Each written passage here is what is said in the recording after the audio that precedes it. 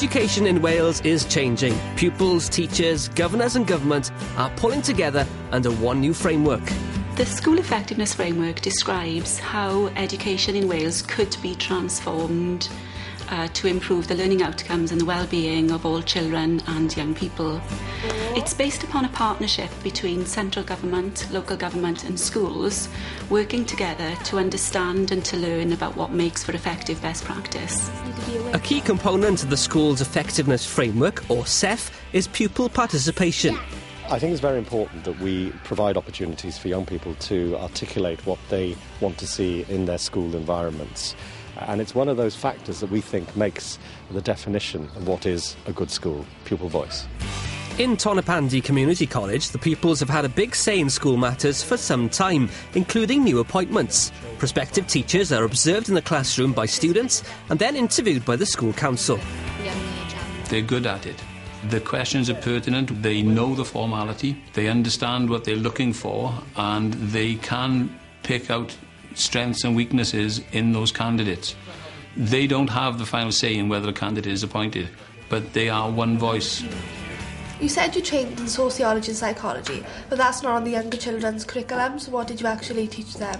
Yeah, that's a very good point. The Student Council is quite a formal body.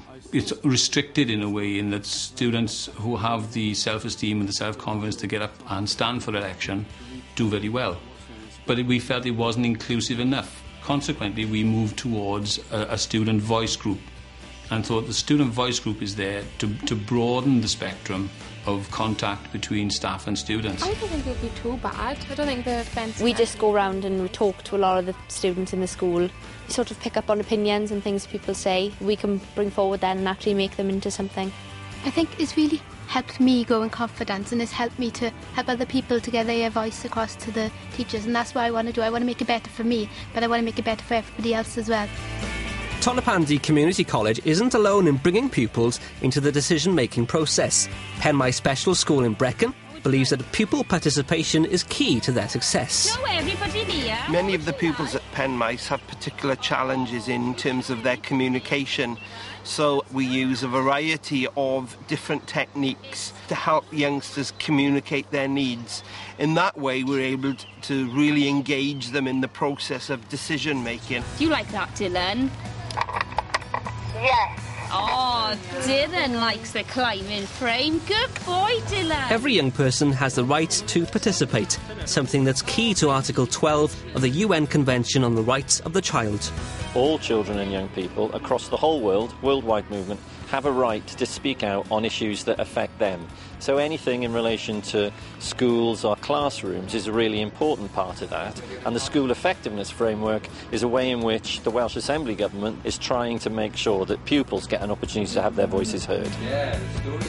If you're going to ask pupils to take part, you have to teach them how. This class in Hafod Primary School near Swansea is taking part in their weekly Philosophy for Children session.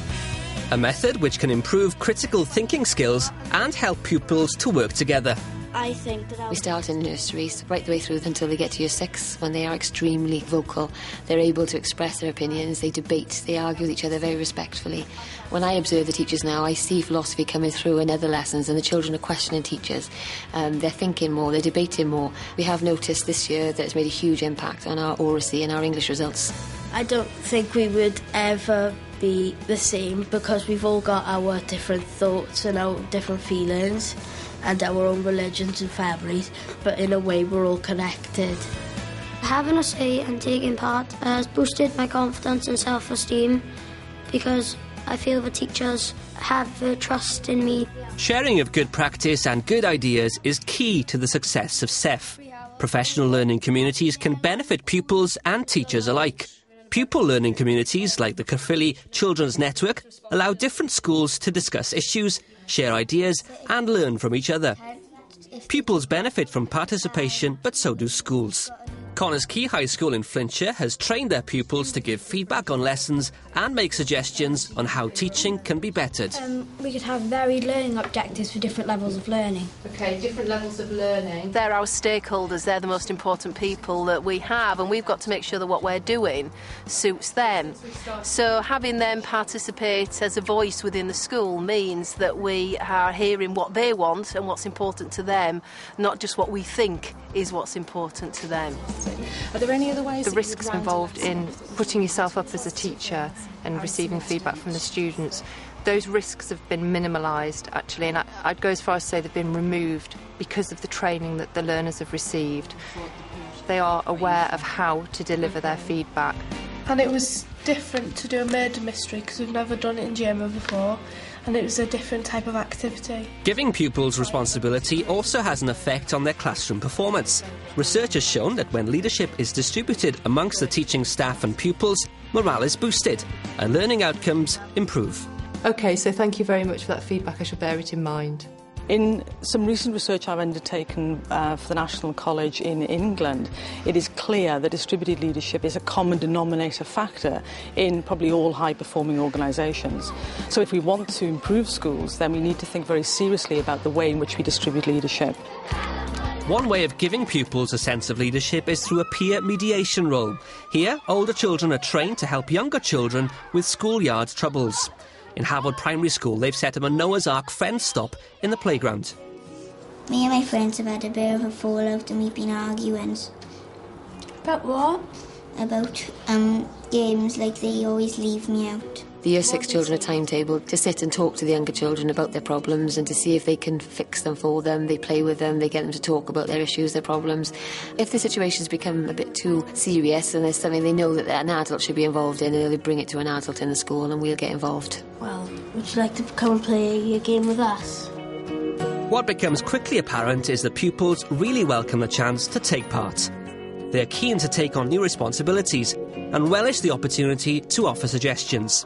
By talking to pupils and taking their suggestions seriously, everyone gains. Pupils become more involved, teaching and learning improves, and everything changes for the better. Now that I'm actually able to voice my opinions and my ideas, I'm a lot more confident. I don't think it would be too bad. Pupil participation is children, young people really growing in confidence, their self-esteem is building. But what that really does for teachers and the classroom is it creates a fantastic learning environment. This is their school, it's not my school, it's their school, and as staff we are here to support them realising their potential. You happy with that?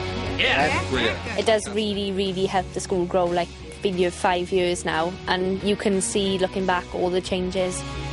You have to have everybody on board to go down this road. It's not difficult, it's not expensive. It's a way of mind, it's a way of living, it's your vision. I think having a say in school life is really good because all the children get involved, and that's what the school's about.